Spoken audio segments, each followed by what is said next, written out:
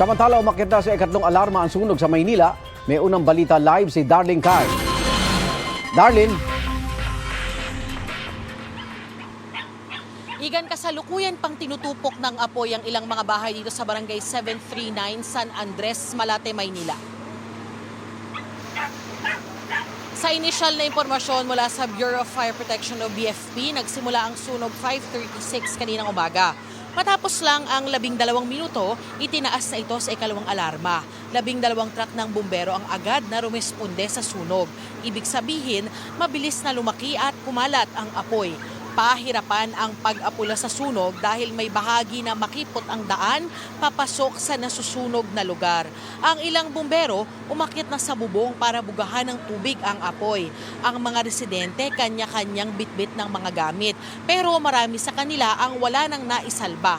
Ayon sa ilang residente, naiwang kandila ang pinagmulan umano ng apoy at yan ang patuloy na iniimbestigahan ng BFP Manila. Sa ngayon, Igan, puspusan pa yung mga bumbero sa pag-apula dito sa apoy at nakataas na ang sunog sa ikatlong alarma. Yan ang unang balita sa Maynila. Ako po si Darlene Kai para sa GMA Integrated News. Igan, mauna ka sa mga balita. Mag-subscribe sa GMA Integrated News sa YouTube. Sa mga kapuso abroad, subaybayan nyo kami sa GMA Pinoy TV at sa www.gmanews.tv.